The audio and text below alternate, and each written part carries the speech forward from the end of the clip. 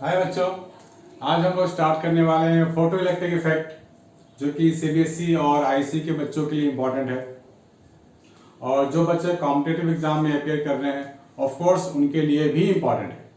तो हम लोग यहाँ पे पूरा चीज़ देखने वाले हैं, फार्मूला, डेरिवेशंस, कॉन्सेप्ट्स, सब कुछ कि ये फोटो इलेक्ट्रिक इफेक्ट होता क्या है और इसमें कौन कौन से फार्मूले इन्वॉल्व है, इसमें कौन से ग्राफ इन्वॉल्व है, सब कुछ देखने वाले हैं। तो सबसे पहली बात, इसका नाम है फोटो इलेक्ट्रिक करंट। फोटो का मतलब बेसिकली बच्चों क्या होता है? फोटो का मतलब होता है लाइट, है ना। और यहाँ पर बात हो रही है लाइट से इलेक्ट्रिसिटी की, यानी कि फोटो इलेक्ट्रिक इफेक्ट। तो फोटो इलेक्ट्रिक इफेक्ट में होता क्या है कि radiation strike the metal surface और इलेक्ट्रॉन को बाहर निकालते हैं। ये एक मोटा मोटा आइडिया है कि radiation fall on the metal surface, और मेटल में तो बहुत सारे फ्री इलेक्ट्रॉन्स होते हैं, वो अपनी बॉन्डिंग को तोड़ के ब्रेक करके बाहर निकलते हैं और फिर हमें इलेक्ट्रिसिटी मिलता है, क्योंकि मूवमेंट ऑफ चार्ज होगा, मूवमेंट ऑफ इलेक्ट्रॉन होगा, तो जहां भी मूवमेंट ऑफ चार्ज होगा इलेक्ट्रिसिटी तो होगा ही। ठीक है बच्चों, तो कहने का मतलब यह है कि हमारे पास कोई मान लेते हैं कोई ऐसा मेटल सरफेस है और कोई रेडिएशन ऐसा फॉल हो रहा है, रेडिएशन आके ऐसा स्ट्राइक करेगा और इलेक्ट्रॉन यहां से बाहर निकलेगा। ऐसा इलेक्ट्रॉन जब बाहर निकलेगा तो of course movement of charge हो गया, मूवमेंट ऑफ चार्ज जहां भी होगा वहां पे क्या होगा? इलेक्ट्रिसिटी होगा। तो ये पूरा फेनोमेनन है, एक पूरा मोटा मोटा आइडिया है इसमें। तो बेसिकली इसमें कुछ टर्म्स है जो हमारे को सीखना पड़ेगा, जानना पड़ेगा कि वो कौन कौन से टर्म्स हैं। सबसे पहला टर्म इसमें आपको मिलेगा work function. Work function, work function हमारे पास जो वर्ड है, ये एक्चुअली नाम तो वर्क फंक्शन है लेकिन है ये एनर्जी, मतलब minimum energy required by the electron so that it can come out of the metal surface. Minimum energy की बात हो रही है।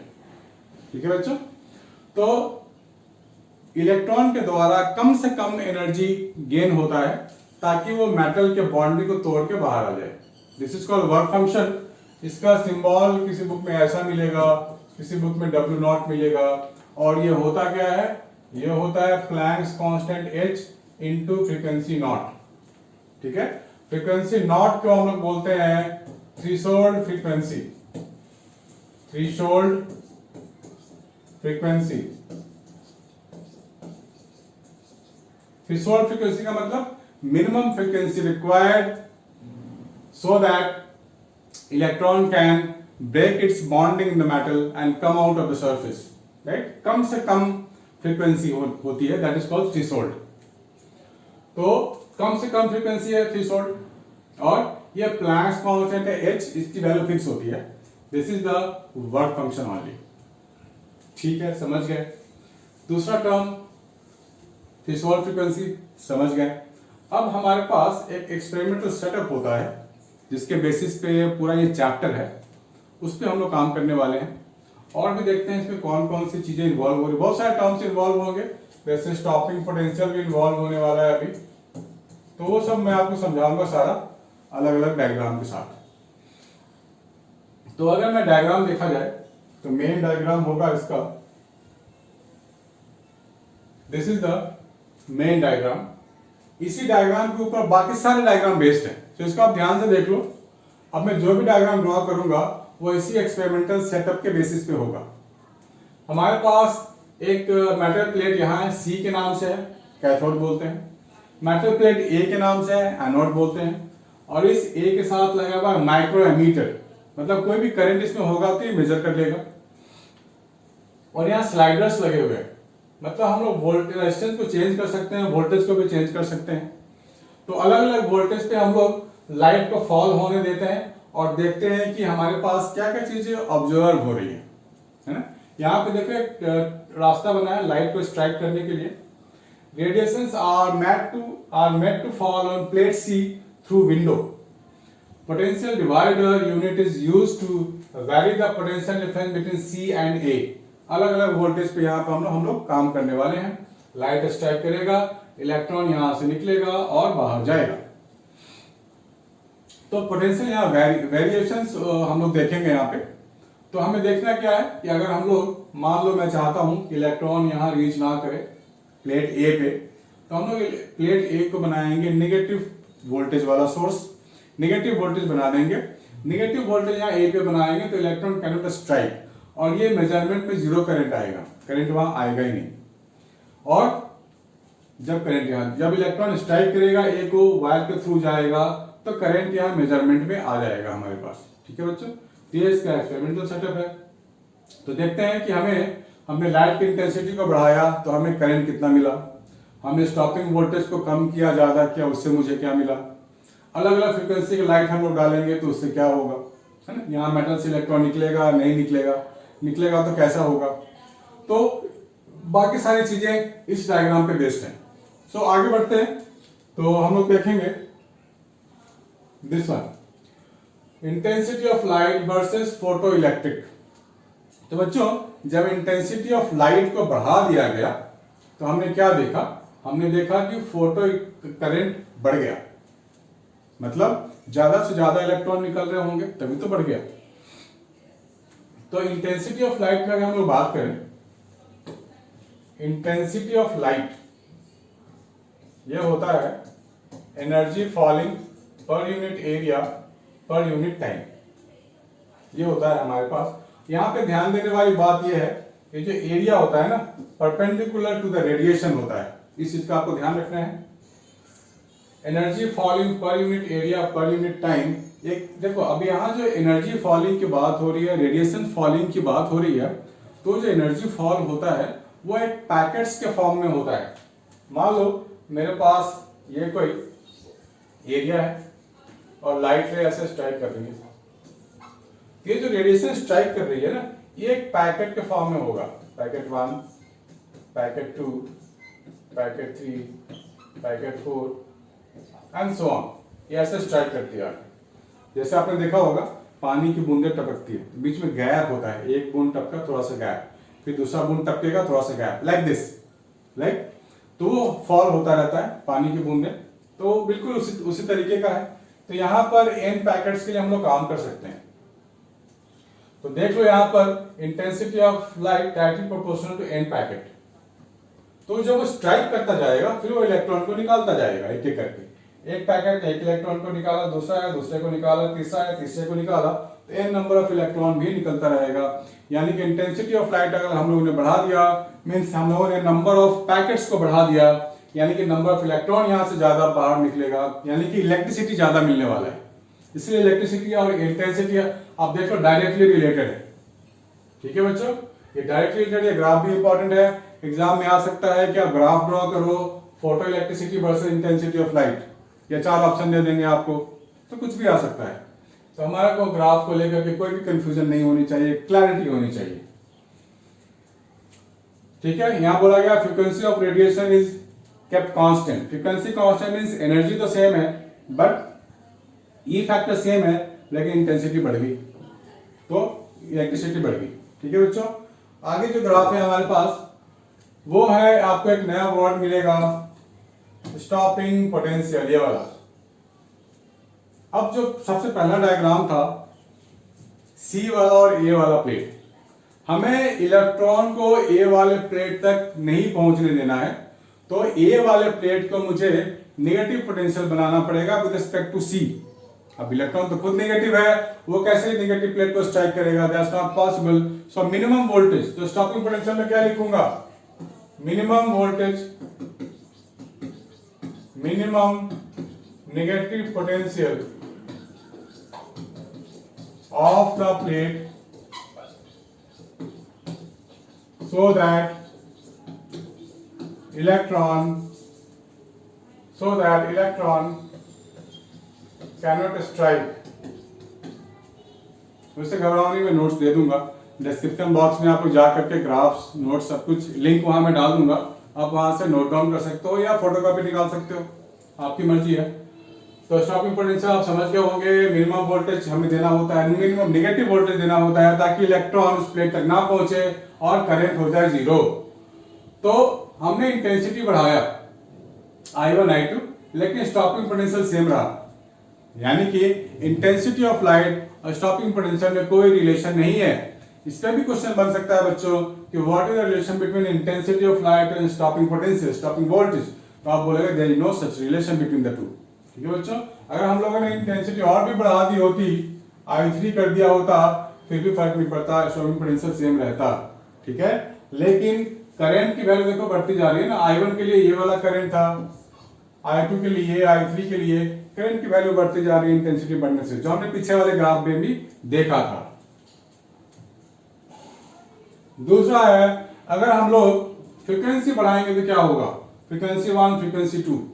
देखो जब इनकमिंग रेडिएशन की आप फ्रीक्वेंसी बढ़ाओगे, that means you are increasing the energy of incoming radiation.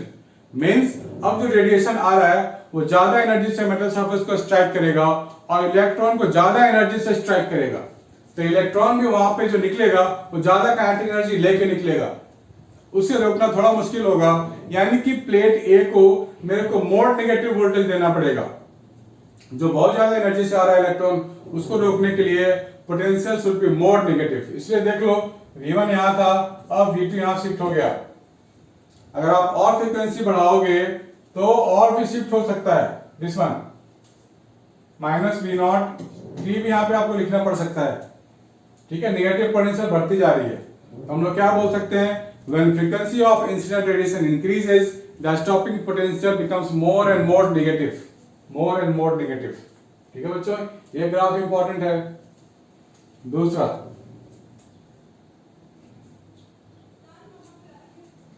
Effect of frequency on stopping potential. Frequency पे क्या असर पड़ता है बच्चों, स्टॉपिंग पोटेंशियल। ऑफ कोर्स सीधी सी बात है, फ्रीक्वेंसी बढ़ेगा स्टॉपिंग पोटेंशियल भी बढ़ता जाएगा, है ना, उसकी वैल्यू तो बढ़ेगी ही बढ़ेगी, क्योंकि हाई एनर्जेटिक इलेक्ट्रॉन को रोकने के लिए मोर स्टॉपिंग पोटेंशियल चाहिए, ज्यादा स्टॉपिंग पोटेंशियल चाहिए। अब बात ये होता है कि अलग अलग मेटल के लिए क्या हमारे पास थ्रेशोल्ड फ्रीक्वेंसी सेम होता है या अलग होता है। देखो अलग अलग मेटल में बॉन्डिंग भी तो अलग अलग होगी। इलेक्ट्रॉन की bonding is different in different material. तो अगर हम मेटल 1 की बात करें तो इसकी थ्रेशोल्ड फ्रीक्वेंसी यहां हो सकती है, मेटल 2 की बात करें थ्रेशोल्ड फ्रीक्वेंसी यहां हो सकती है। तो इस गिवन ग्राफ में इंफॉर्मेशन क्या निकल के आया, इंफॉर्मेशन ये निकल के आया कि हमारे पास मेटल 2 के पास थ्रेशोल्ड फ्रीक्वेंसी ज्यादा है, मतलब वहां पे ज्यादा फ्रीक्वेंसी चाहिए इलेक्ट्रॉन को निकालने के लिए, लेकिन मेटल 1 में कम फ्रीक्वेंसी वाली लाइट देकर भी हम इलेक्ट्रॉन को निकाल सकते हैं। और स्टेट लाइन में क्या मतलब है कि जैसे जैसे फ्रीक्वेंसी बढ़ेगी तो स्टॉपिंग पोटेंशियल भी बढ़ता जाएगा।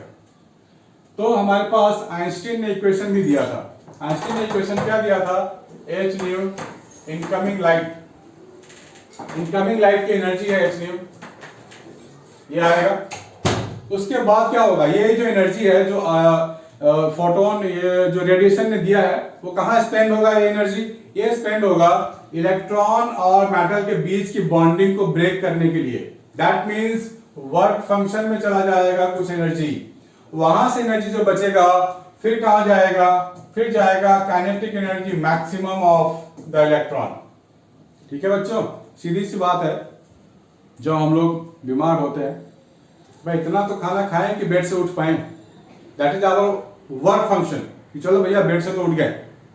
अब इतनी एनर्जी होनी चाहिए कि मैं थोड़ा घूम पाऊं, वॉक कर पाऊं, घर के बाहर निकल पाऊं, राइट। तो यहां भी वही हाल है, ये रेडिएशन अपने पास एनर्जी लेके आया है, बोलेगा भैया पहले अपनी बॉन्डिंग को तोड़ो।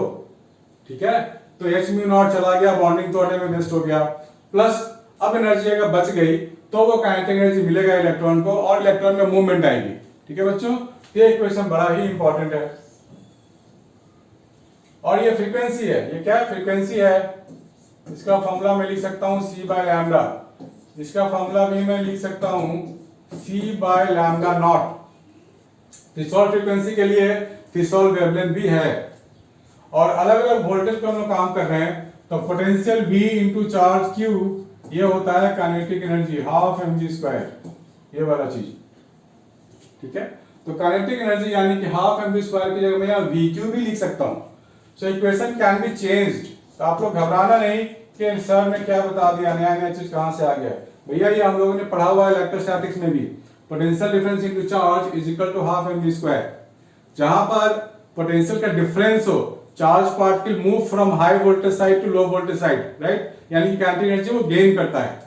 तो काइनेटिक एनर्जी की जगह मैं लिख सकता हूं वोल्टेज इनटू चार्ज Q। ये भी एक इक्वेशन बन गया मेरे पास। तो Q को जनरली बहुत बार आपको U भी मिलेगा, E देखने को मिलेगा, क्योंकि we are talking about electronic charge, electron charge की बात कर रहे हैं। सो V इंटू E भी लिख सकते हैं। तो यहां पर मैं लिख लूंगा V is equal to H by E minus H by E mu naught.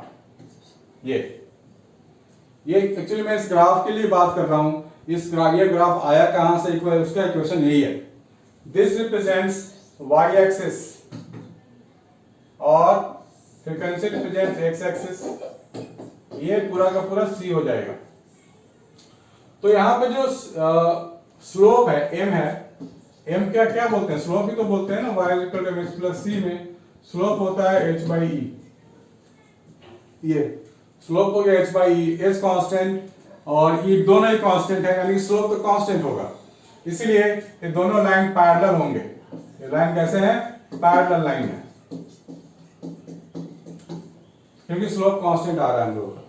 तो जब भी स्लोप फाइंड करने बोले तो h बाई e निकाल लेंगे इस ग्राफ के लिए।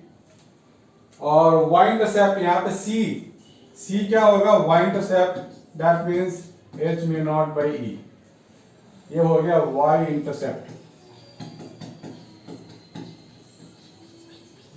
यानी इस लाइन को अगर आप आगे मिलाओगे तो निगेटिव y एक्सिस में मिलेगा, क्योंकि यहाँ पे निगेटिव c आ रहा है, पॉजिटिव होता है ऊपर मिलता है ना, स्ट्रेट लाइन का जनरल कॉन्सेप्ट है। तो ये चीजें हमारे पास हैं। तो इस तरह की चीजें हमारे को डिराइव करने को भी आ सकता है कि derive the equation between voltage and frequency and draw the graph this one. Graph से इक्वेशन आ सकता है, इक्वेशन से ग्राफ आ सकता है, ग्राफ से स्लोप निकालने को आ सकता है, ग्राफ से क्वेश्चन निकालने को आ सकता है। क्वेश्चन भी हम लोग अभी देखने वाले हैं। ठीक है बच्चों, तो ये हमारे पास कॉन्सेप्ट है। थोड़ा सा आगे बढ़ते हैं तो हमें डी ब्रॉगली भी करना है। डी ब्रॉगली ने बोला था कि फास्ट मूविंग कोई पार्टिकल होगा तो उसके पास हमारे पास वेव नेचर भी होगा और पार्टिकल नेचर भी होगा। अगर हम रेडिएशन की बात करें तो कोई भी फॉलिंग जो रेडिएशन पैकेट्स की एनर्जी के फॉर्म में फॉल हो रहा था वो पार्टिकल इफेक्ट भी था, क्योंकि वो पार्टिकल अपने साथ पैकेट्स ला रहा है और इलेक्ट्रॉन को बाहर निकाल रहा है। One particle strikes other particle moving, तो ये पार्टिकल इफेक्ट ही तो है। प्लस रेडिएशन के पास कुछ वेवलेंथ है, वो वेव का बिहेवियर भी दिखा रहा है। So that kind of thing is called dual nature of matter. उसके पास पार्टिकल बिहेवियर भी हो और वेव का बिहेवियर भी हो, दोनों बिहेवियर हो, दोनों नेचर हो, तो डुअल नेचर हो गया वो। सो नोट कर लो बच्चों, फिर आगे बढ़ते हैं।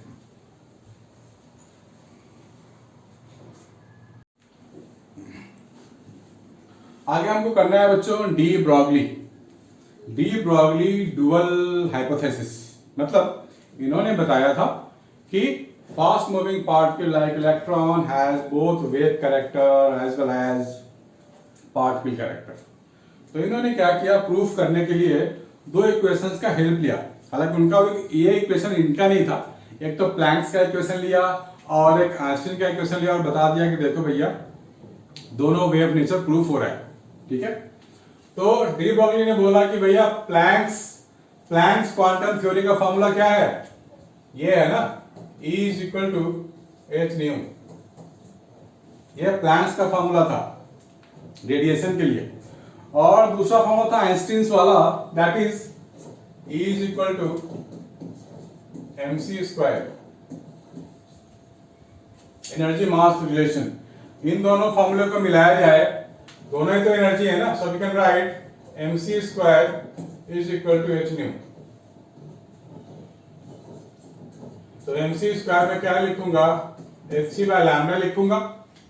c और c तो गया, that means I am getting mc is equal to h by lambda. So m into c, mass into velocity तो है। तो मास इंटू वेलोसिटी क्या होता है बच्चों, मोमेंटम होता है। सो ये हो जाएगा momentum p, this is equal to h by lambda. So momentum and lambda are inversely related. Momentum ज्यादा तो लैम्डा कम, लैम्डा ज्यादा तो मोमेंटम कम। ठीक है बच्चों, तो इसको नोट कर लो। और लैम्डा को हम लोग वोल्टेज से भी रिलेट करते हैं, काइनेटिक एनर्जी से भी रिलेट करते हैं। सो एक दो फॉर्मूले और करके देखते हैं। हमें मालूम है कि वोल्टेज इंटू चार्ज होता है kinetic energy K, that means half mv square, यहां लिख सकते हैं ना, हाफ mv स्क्वायर। अब यहां से अगर मैं लिखूं मोमेंटम है तो मास इनटू वेलोसिटी वापस लिख लिया मैंने h बाई लैम्डा, यहां से मैं वेलोसिटी पकड़ लूंगा h बाई m लैम्डा, ये वेलोसिटी मैंने पकड़ लिया, यहां डाल देता हूं। So voltage into charge is equal to half m h by m lambda का square. So v into q is equal to h square upon 2m lambda square, ये मिल गया मुझे। So lambda we can say is equal to h upon under root 2bqm, this is lambda. तो हम यहाँ बोल सकते हैं, देख लो यहाँ ध्यान से देखो आप, h Planck's constant, q charge of electron, m mass of electron, तो ये सारे कांस्टेंट क्वांटिटीज हैं। यानी कि मैं लिख सकता हूं lambda and voltage are related this way. कभी कभी आपको ये दिया जा सकता है कि draw the graph of lambda versus 1 upon under root of voltage, ये आपको दिया जा सकता है ग्राफ ड्रॉ करने के लिए। तो ये हो जाएगा y और 1 अपॉन v हो जाएगा x, तो y इक्वल टू mx के फॉर्म में है, प्लस का कोई टर्म नहीं है, तो प्लस से हमारा जीरो है। जब c जीरो हो तो line passing through the origin, this one, ठीक है, this is your lambda, this is 1 upon under root of v, ठीक है। कभी कभी ये ग्राफ भी हमारे को दिया जा सकता है। तो आपको ये फॉर्मूला याद करना जरूरी है, डेरिवेशंस भी करना जरूरी है, और इससे रिलेटेड क्वेश्चंस भी आ सकते हैं हमारे को, ठीक है बच्चों। तो इसे हटाते हैं, दूसरा कोई चीज करते हैं। हाँ, मैं एक चीज आपको बताने वाला हूं, स्लिप ऑफ माइंड हो गया, कि जब हम लोग इंटेंसिटी की बात करते हैं तो एरिया वेक्टर क्या लेते हैं। मान लो like radiation falling like this, तो ये परपेंडिकुलर रेडिएशन आ रहे हैं ना, परपेंडिकुलर है। लेकिन अगर मान लो एरिया वेक्टर, मान लो एरिया ऐसा है और radiation is falling like this, ऐसा कुछ, तो हम लोग जो एरिया इस्तेमाल करेंगे इंटेंसिटी वाले फॉर्मूले में, इंटेंसिटी क्या होता है, energy upon area into time, और यहाँ परपेंडिकुलर एरिया होता है।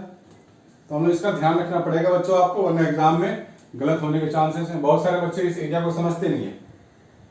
मैं क्या करूंगा कि इस एरिया का एक परपेंडिकुलर कंपोनेंट लूंगा, मान लो एंगल थीटा है, राइट, थीटा से रोटेट करूंगा तो ऐसा वाला एरिया बन गया। अब जो रेज आएंगे वो परपेंडिकुलरली आएंगे, ठीक है।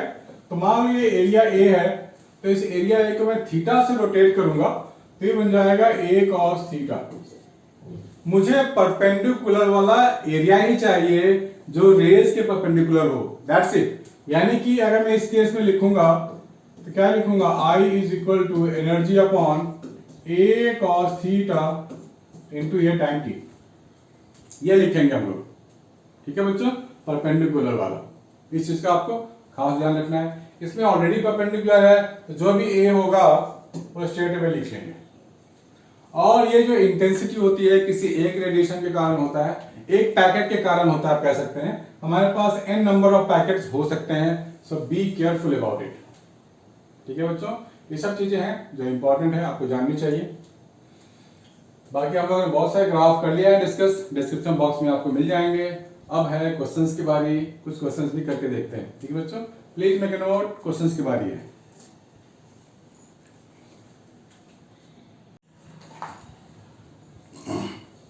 हाँ बच्चों, यहाँ पर बोला गया वर्क फंक्शन, तो वर्क फंक्शन मेरे पास है, फॉर्मूला मेरे पास है, that means h into frequency is the work function. Which metal has greater value, इसके लिए काम करने को बोला गया है। तो h तो पता है मुझे ना, 6.634 into 10 to the power -34 into 6 into 10 to the power 14, ये निकाल लेंगे। सॉल्व करके पूरी की वैल्यू उसकी आ जाएगी। Find the maximum kinetic energy of the electron emitted by light of frequency this for this metal. Maximum kinetic energy, तो मैक्सिमम काइनेटिक एनर्जी के लिए मेरे को फॉर्मूला लगाना पड़ेगा, H is equal to work function plus kinetic energy maximum. ये answering का formula इन्होंने दिया था।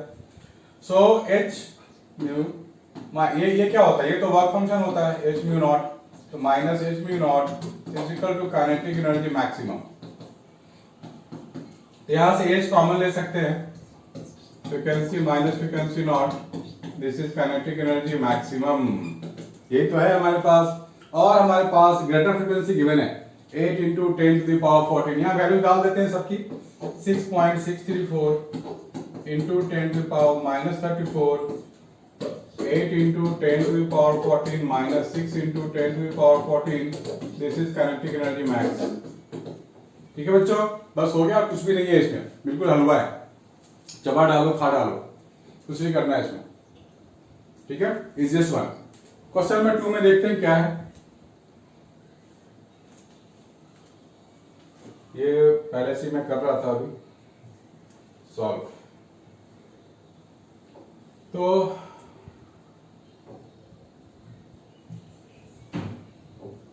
बच्चों यहां पर हमें देखना है कि करना क्या है।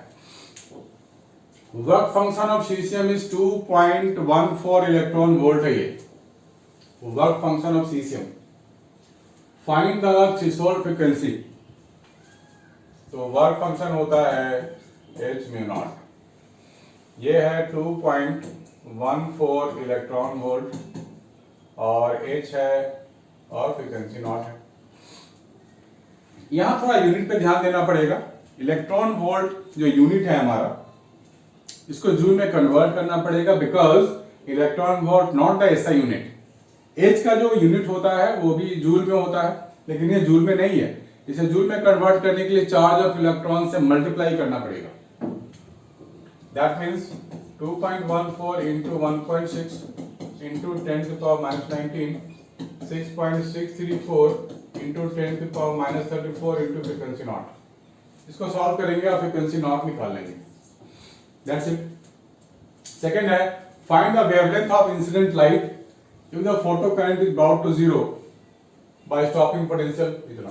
ठीक है, अभी अभी हम लोगों ने लैम्डा और वोल्टेज को रिलेट करने वाला डेरिवेशन देखा था। So lambda is equal to, हम लोगों ने क्या देखा था, h upon 2VQM under root. हम लोग यहाँ पर वोल्टेज की वैल्यू डालेंगे 0.6, बाकी सारी वैल्यूज कांस्टेंट है। प्लैंक्स की वैल्यू कांस्टेंट है, h की value, charge of electron constant है, मास ऑफ इलेक्ट्रॉन भी कांस्टेंट है। सबकी वैल्यू डाल के लैम्डा फटाफट निकाल सकते हैं। 20th क्वेश्चन, ये तो हो गया 19 का दोनों पोर्शन, इसे हटा देता हूं।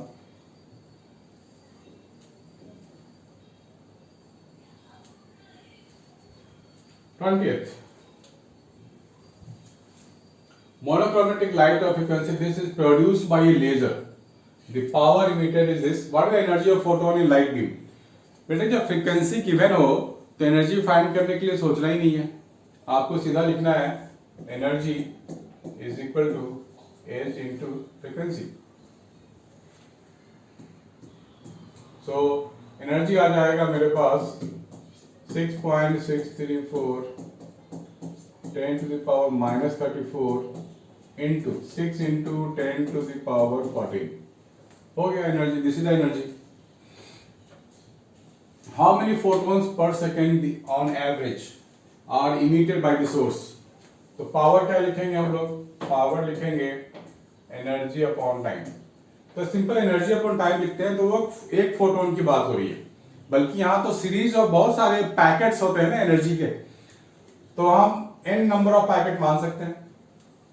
तो हमारे को फाइंड क्या करनी है, n upon t we have to find, और ये जो एनर्जी है हम लोगों ने फाइंड किया हुआ, इस एनर्जी को यहां डाल देंगे। Power is given 2 into 10 to the power minus 3। ठीक है, पावर गिवन है, एनर्जी भी हम लोगों ने फाइंड कर रखा है, तो नंबर ऑफ फोटोन पर सेकेंड आ जाएगा। सो इजी, बिल्कुल lollipop. When a given photosensitive material is irradiated with light of frequency mu, the maximum speed of the beam reflecting Vmax, the square of Vmax is observed to vary with frequency as per the graph. देखो बच्चों, यहां पर बात हो रही है Vmax, maximum speed is Vmax. The square of Vmax is observed to vary with frequency as per the graph shown in figure. Obtain expression for Planck's constant. हमें expression find करने को बोला गया है, तो हम लोगों ने देखो बच्चों इस तरह का इक्वेशन का हम लोग फाइंड कर सकते हैं।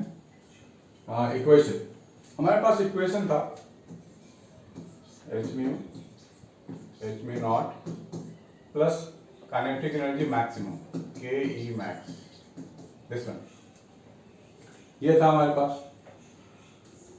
ये स्ट्रेट लाइन का इक्वेशन है, तो ये हमारे को एक स्ट्रेट लाइन का इक्वेशन ही देने वाला है। तो हम लोग यहाँ पर लिख सकते हैं H mu minus H mu naught is equal to half M V max का स्क्वायर। काइनेटिक एनर्जी मैक्स है तो यहाँ मैं वी मैक्स ही लूंगा ना, तो वी मैक्स वाई एक्सिस को रिप्रेजेंट कर रहा है। ठीक है बच्चों, तो be careful while writing the equation. तो मैं यहाँ पे अगर अरेंज करके लिखूं वी मैक्स का स्क्वायर मुझे क्या मिलेगा, 2h/m into frequency minus 2h/m into frequency naught,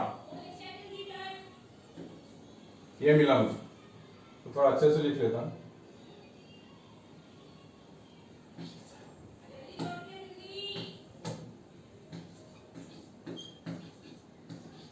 this one. तो यहां पे ये y हो गया, v स्क्वायर पूरा y हो गया, फ्रीक्वेंसी यहां पे x है, दिस रिप्रेजेंट x, तो ये पूरा का पूरा स्लोप हो जाएगा m, और c यहां पे नेगेटिव वैल्यू है, c नेगेटिव आनी भी चाहिए क्योंकि देखो c नेगेटिव यहां आ भी रहा है ना। तो यहां बोला गया है प्लैंक्स कांस्टेंट को फाइंड करने के लिए एक्सप्रेशन निकालो, वो तो हमारा यहीं पे आ गया है ना। यहां से अगर मैं h कॉमन ले लूं तो क्या मिलेगा, हाफ m v मैक्स का square upon mu minus mu naught, this one. यहाँ ये n दिया हुआ है, म्यू नॉट यहाँ पर n दिया हुआ है, तो मैं यहाँ पे n लिख सकता हूं।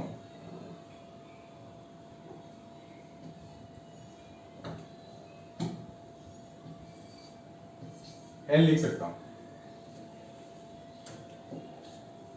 हो गया। This is the expression of Planck's constant. दूसरा part, second part, the work function of the given photosensitive material in terms of parameter L N. देखो यहाँ पे C है यानी कि L है, तो L ये पूरा का पूरा L है, वर्क फंक्शन निकालनी है H इंटू फ्रीक्वेंसी नॉट। इस केस में फ्रीक्वेंसी नॉट यहाँ n की बात हो रही है, ठीक है। तो प्लैंक्स कांस्टेंट हम लोगों ने अभी अभी निकाला है, इसको यहां डाल देंगे, तो हमारे पास वर्क फंक्शन भी आ गया, m v मैक्स का square n upon 2 frequency minus n, this is work function. ठीक है बच्चों, l। अब देखो यहाँ पे l क्या है, l के टर्म में लाना पड़ेगा हमारे को। तो l यहाँ पर ये y इंटरसेप्ट है और c होता है y इंटरसेप्ट, तो यहाँ पे ये y इंटरसेप्ट मुझे ये चीज मिल गया है, y is equal to mx plus c, right. तो c y इंटरसेप्ट होता है, y इंटरसेप्ट पे c नहीं लिख करके l लिखता है, तो मैं भी लिख सकता हूं कि भाई l इज इक्वल टू, मैं यहां से देख के लिख लूंगा 2h frequency not upon m। यहां फ्रीक्वेंसी नॉट बेसिकली n है, तो यहां आप n लिख सकते हो, ठीक है, ये n है, 2hn अपॉन m, ये हमारे पास है c y इंटरसेप्ट यानी कि l। जहां भी मेरे पास 2hn अपॉन m होगा वहां मैं लिख सकता हूं l। तो हम लोग यहाँ पर h की जगह क्या लिख सकते हैं, h की जगह यहां से मैं लिख सकता हूं ml अपॉन 2n, ये लिख सकते हैं h की जगह। तो यहां डाल देंगे तो वर्क फंक्शन दूसरा वाला वर्क फंक्शन आ जाएगा, मतलब दूसरा एक्सप्रेशन आएगा, that means ml upon 2n, ml/2, this is a work function. तो ये भी आ सकता है वर्क फंक्शन, राइट। हम लोग मॉडिफाई कर रहे हैं फॉर्मूले को, तो करना कुछ नहीं बच्चों, घूम फिर के यही एक दो फॉर्मूले हैं, इसी में पूरा फोटोइलेक्ट्रिक इफेक्ट घूमता रहता है, ठीक है। क्वेश्चन नंबर आगे देखते हैं, इसको आप नोट कर सकते हो, देख सकते हो, इजी है।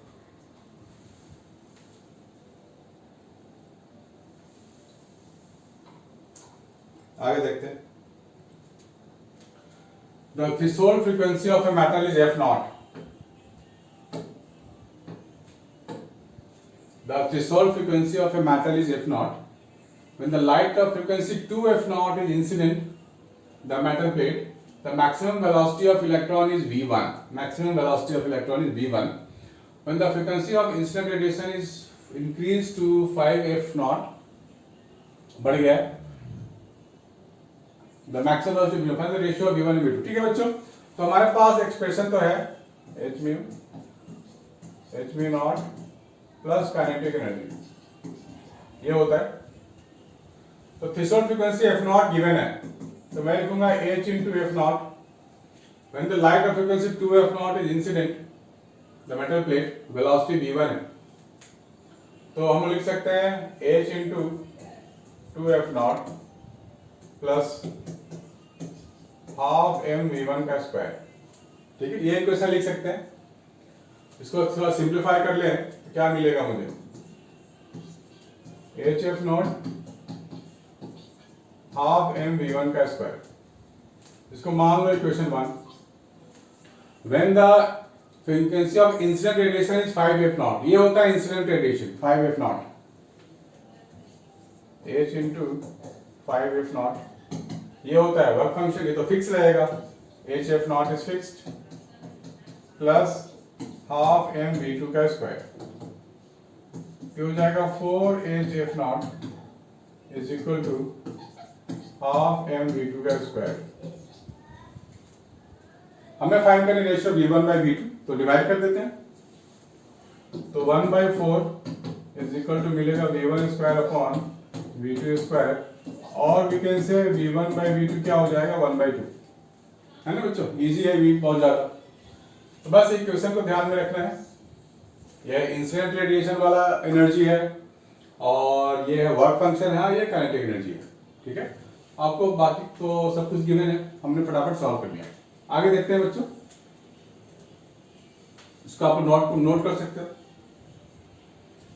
आगे है the maximum kinetic energy of photo electron gets doubled when the wavelength of light incident on the surface λ1 to λ2 हो गया। तो वापस same equation, h mu not plus kinetic energy max. Maximum kinetic energy double हो गया, λ1 से λ2 use किया। देखो पहले λ1 की बात करते हैं, ठीक है, थ्रेशोल्ड वेवलेंथ फाइंड करनी है, λ0 इज थ्रेशोल्ड वेवलेंथ दिया, हमारे को एक्सप्रेशन इसकी फाइंड करनी है, प्लस काइनेटिक एनर्जी k ले लेते हैं। अब जब कह रहा है कि हम लोग λ2 इस्तेमाल करेंगे तो काइनेटिक एनर्जी ट्वाइस हो जा रही है, पहले k था तो अभी 2k हो जाएगा। दिस वन इक्वेशन 1 और इक्वेशन 2। तो हमारे को λ0 फाइंड करनी है बच्चों, तो λ2 फाइंड करेंगे तो काइनेटिक एनर्जी k की यहाँ पे कुछ और इंफॉर्मेशन नहीं है, तो मुझे k को एलिमिनेट करना पड़ेगा तभी मैं फाइंड कर सकता हूँ।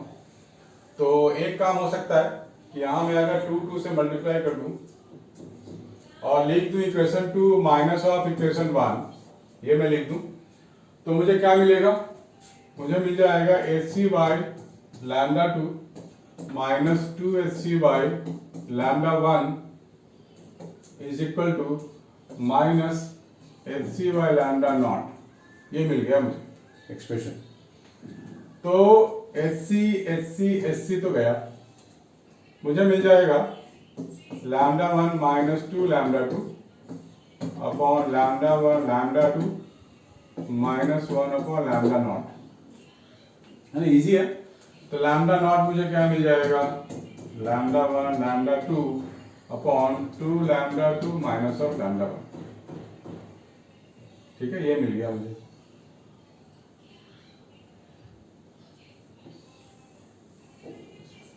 टू λ2 माइनस ऑफ λ1, सॉरी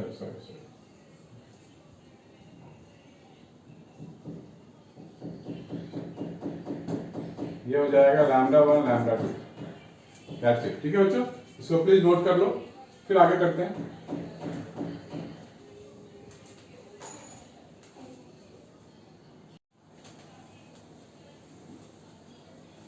हाँ बच्चों, दूसरा क्वेश्चन आया हमारे पास।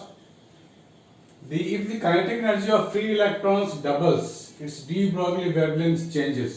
यह EEE 2005 इसी क्वेश्चन है बच्चों, 2005 है या EEE है, तो ज्यादा दम नहीं है क्वेश्चन में। तो हमारे को लेकिन फॉर्मूले याद होने चाहिए। हम लोगों ने फॉर्मूला ड्राइव किया था, lambda is equal to h upon k, right, मतलब अंडर रूट था ये k। तो लैम्डा और के का रिलेशन, बाकी सब मास वगैरह भी थे, कांस्टेंट थे, तो हम कह सकते हैं कि lambda inversely proportional to under root of kinetic energy. ये वाला मुझे इससे मतलब है, मुझे पूरे से मतलब ही नहीं है। तो अगर मैं इसको ध्यान में रखूं तो क्या लिख सकते हैं, लैम्डा 1 अपॉन लैम्डा 2 हो जाएगा under root k2 upon k1। Kinetic energy double हो गया, तो हम लोग यहां पर k2 को लिख सकते हैं ट्वाइस k1,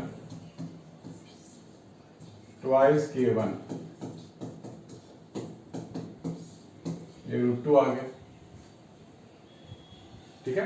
तो lambda 1 is equal to twice lambda 2, यानी कि हमारे पास जो लैम्डा 2 मिलेगा वो क्या मिलेगा, लैम्डा 2 जो मिलेगा वो 1/√2 ऑफ द इनिशियल वन मिलेगा। ये वाला ऑप्शन हो गया है ना, 1/√2 ऑफ द इनिशियल वन, ये हमारे को फाइंड करनी थी। सेकंड वन, इसके बाद क्या करेंगे, इसके बाद करेंगे ये वाला question. Two identical photo cathodes receive light of frequency f1 and f2 if the velocities of the photo electrons coming out of are respectively v1 and v2, then ये हमारे को रिलेशंस इसमें से खोजना है। Two identical photo cathode receive light of the frequency f1 and f2, cathode के पास light incoming frequency है f1 and f2, तो लिख सकते हैं हम लोग h into f1 is equal to h mu naught plus kinetic energy 1। तो kinetic energy 1 का क्या मतलब हुआ, इसका क्या मतलब हुआ बच्चों, हाफ m v1 का स्क्वायर और h ऑफ f2 करेंगे तो h mu naught plus half m v2 का स्क्वायर। ये हो गया हमारे पास। हमारे को चाहिए v1 और v2 का रिलेशन इस तरीके का, तो हम लोग डिफरेंस लेके देख सकते हैं। डिफरेंस लेंगे तो माइनस आएगा, प्लस लेंगे तो प्लस आएगा। लेकिन जब हमारे को फ्रीक्वेंसी ये वाला टर्म नहीं चाहिए, दैट मीन्स हमारे को यहाँ पर माइनस करना पड़ेगा।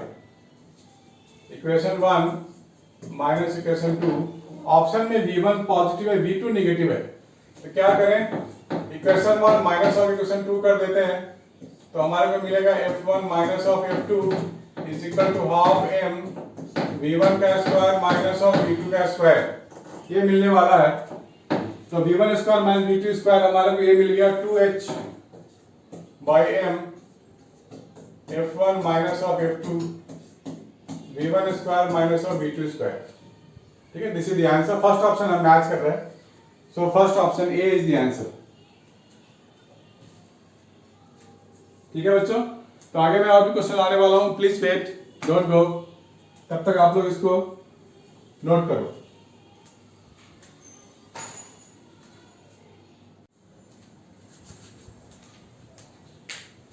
हेलो बच्चों, कुछ क्वेश्चंस और करके देखते हैं, दिमाग की बत्ती को जलाते हैं और देखते हैं कि क्या मिलता है।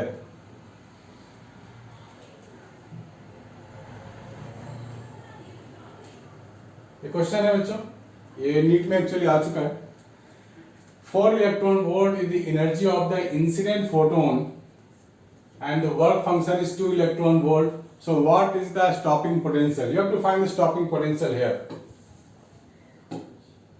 तो बिल्कुल वही फॉर्मूला है बेसिक वाला, h mu is equal to h mu not plus kinetic energy, और काइनेटिक एनर्जी को हम लोग क्या लिखते हैं, v इंटू क्यू लिखते हैं। q means e charge of electron, तो k की जगह मैं लिखूंगा ve।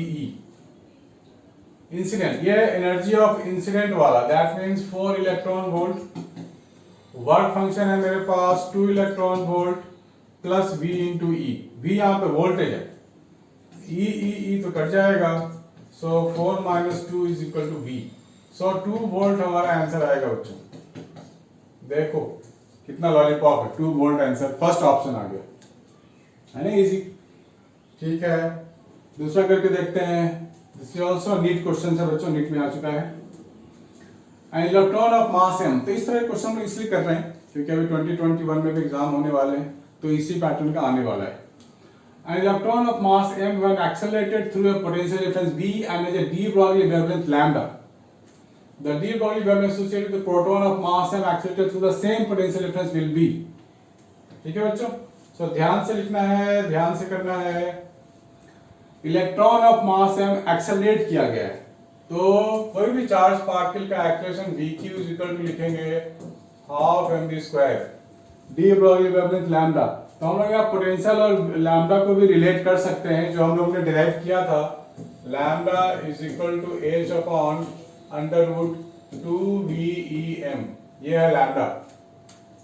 अब प्रोटॉन की बात करें तो हम इलेक्ट्रॉन की बात कर रहे हैं, तो प्रोटॉन की बात करेंगे हम लोग, तो लैम्डा ऑफ प्रोटॉन, h तो कांस्टेंट होता है 2 टाइम्स और हो जाएगा हमारे पास सेम पोटेंशियल में v लेंगे, चार्ज सेम होता है, और यहां लिखेंगे mass of proton that is capital M। इसको कैपिटल M कर देते हैं क्योंकि यहां पर कैपिटल M मास हमें लेना पड़ेगा प्रोटॉन का। हमें इन दोनों को रिलेट करना है और लैम्डा p फाइंड करनी है इन terms of the given quantities, तो इसको डिवाइड कर देते हैं।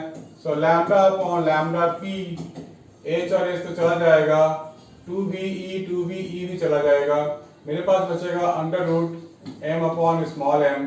सो lambda p can be written as lambda under root small upon capital. ठीक है, लैम्डा स्मॉल अपॉन कैपिटल। तो ऑप्शन बी हमारा आ गया बच्चों। ठीक है, नीट में एक नीट का एक क्वेश्चन सॉल्व। आगे बढ़ते हैं, हमारे पास है a photon of wavelength 6630 angstrom, NEET question है बच्चों ये भी, is incident on a totally reflecting surface.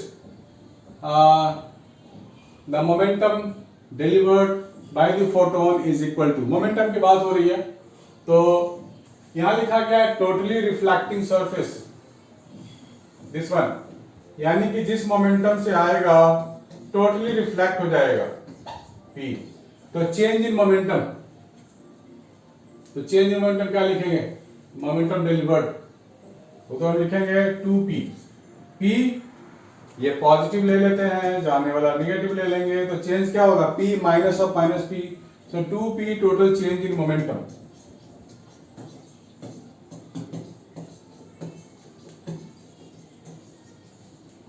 Right, so momentum delivered by the photon क्या लिखे, तो देखो बच्चों हमारे पास लैम्डा जब गिवन है तो मोमेंटम का फॉर्मूला हमारे को पता है h बाय लैम्डा होता है ना, टोटली रिफ्लेक्टिंग है तो रिफ्लेक्ट हो जाएगा, so 2h by lambda we have to find out, this is.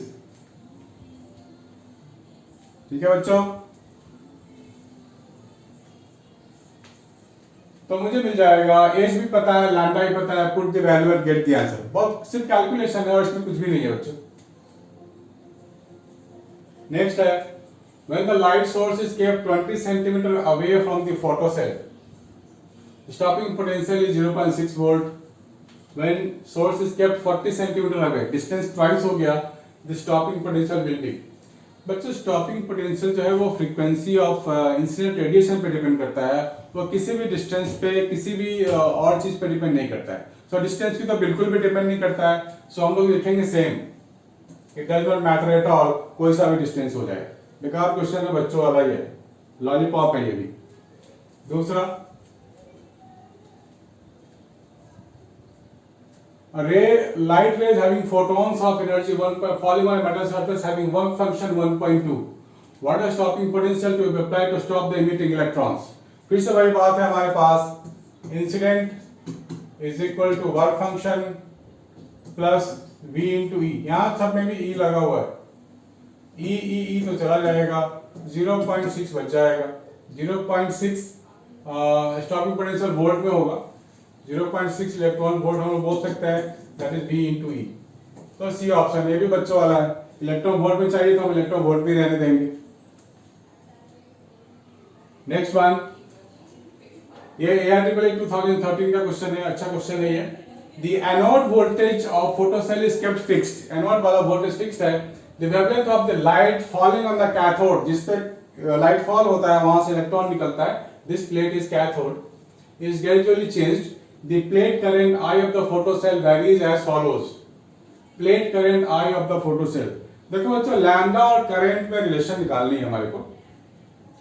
तो यहाँ पर जब हम लोग बात करते हैं, यहाँ बोला गया है कि wavelength of the light falling on the cathode is gradually changed. अगर लैम्डा डिक्रीज होता है, देखो एनर्जी क्या होता है, एनर्जी होता है hc/लैम्डा। लैम्डा अगर कम होगा तो एनर्जी बढ़ेगा, ठीक है।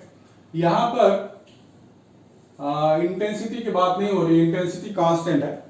तो इंटेंसिटी क्या होता है हमारे पास, number of photons, energy, area, time. तो एनर्जी अगर कम बढ़ जाएगा तो number of n will be decrease so that intensity remain constant. So number of जो हमारे पास इलेक्ट्रॉन होगा जो बाहर आ रहा होगा वो कम हो जाएगा, यानी कि करंट कम हो जाएगा। यानी कि लैम्डा बढ़ा, लैम्डा कम हो गया, एनर्जी बढ़ गया। एनर्जी बढ़ेगा तो नंबर ऑफ इलेक्ट्रॉन बढ़ेगा, सॉरी डिक्रीज हो जाएगा, इलेक्ट्रॉन डिक्रीज होगा, करंट डिक्रीज हो जाएगा। That means lambda decreases current, electricity. क्या होगा, लैम्डा डिक्रीजेस, एनर्जी बढ़ गया, एनर्जी बढ़ेगा तो नंबर ऑफ इलेक्ट्रॉन कम हो जाएगा, नंबर ऑफ इलेक्ट्रॉन बढ़ जाएगा। तो हमारे पास लैम्डा, करंट और लैम्डा को रिलेट करना है हमारे को। तो लैम्डा अगर बढ़ता है, मान लो लैम्डा मान लो इंक्रीज होता है तो एनर्जी कम हो जाएगा, ठीक है बच्चों। तो एनर्जी कम, तो एनर्जी कम है का क्या मतलब है, नंबर ऑफ इलेक्ट्रॉन डिक्रीजेस, यानी कि करंट यहां कम हो जाएगा। So D option is the best option, ठीक है बच्चों। दूसरा क्वेश्चन है JEE Main 2016, radiation of wavelength lambda is incident on a photocell. The fastest emitted electron has speed v. If the wavelength is changed lambda by 4, the speed of the fastest emitted electron. बहुत easy है बच्चों, ये भी हमारे पास है incident वाला hc/लैम्डा is equal to hc/लैम्डा नॉट, वर्क फंक्शन है ये, तो प्लस काइनेटिक एनर्जी स्पीड v, तो हाफ mv² हो जाएगा, इक्वेशन 1। अब बोला गया है fastest emitted electron speed v,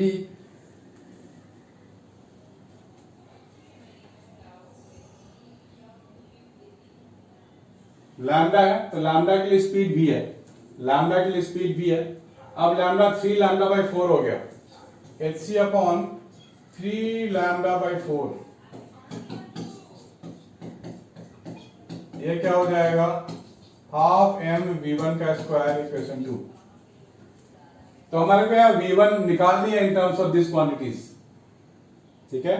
तो हम लोग को v1 निकालनी पड़ेगी और v के टर्म में निकालनी है, यानी कि hc/लैम्डा नॉट, hc/लैम्डा नॉट हमारे को नहीं चाहिए, तो हमें माइनस कर सकते हैं, हम लोग माइनस कर लेते हैं।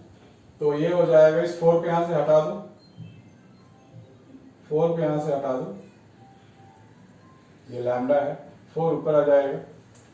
तो इक्वेशन 2 माइनस इक्वेशन 1 करते हैं, तो hc/लैम्डा 4/3 माइनस 1 और हाफ m कॉमन ले लो, तो हो जाएगा v1 का स्क्वायर माइनस और v², दिस वन। तो ये मुझे मिल जाएगा hc/लैम्डा 1/3 m/2 v1 का स्क्वायर माइनस v²। हमें v1 फाइंड करनी है। देखो बच्चों, v1 यहाँ पे क्या आने वाला है, v1 यहाँ पे आने वाला है कोई नंबर 2hc/लैम्डा और 3 नीचे, m भी नीचे, this is v1 square minus of v²। तो यहां जो हमारे पास वेलोसिटी आने वाला है वो हो जाएगा v² plus 2hc/3 lambda m। जब हमें v से कंपेयर करना है, v से ज्यादा होगा या कम होगा, ठीक है। तो v से अगर हम लोग कंपेयर करें तो हमें देखने को यहां मिलेगा कि यहां पे एक नंबर आ रहा है 2/3, ठीक है बच्चों, यहाँ एक नंबर आ रहा है 2/3 का फैक्टर आ रहा है। तो फास्टेस्ट मूविंग इस माइनस बी स्क्वायर को आप इधर ले आओ,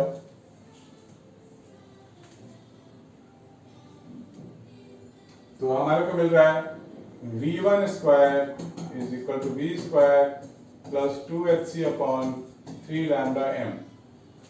तो ये जो v1 है तो बड़ा फैक्टर आ रहा है ना, इस बिगर वन, तो ग्रेटर देन का फैक्टर हमारे पास यही है 4/3 अंडर रूट, ठीक है, 2/3 है यहाँ पर, और लेस देन तो होगा नहीं, लेस देन का फैक्टर तो हट गया हमारे यहाँ से, इक्वल टू 3/5 हमारे पास आएगा नहीं, इक्वल टू का फैक्टर हट गया हमारे पास, so we are left with this option 4/3 का फैक्टर से आ जाएगा हमारे पास। ठीक है बच्चों, प्लीज मेक ए नोट।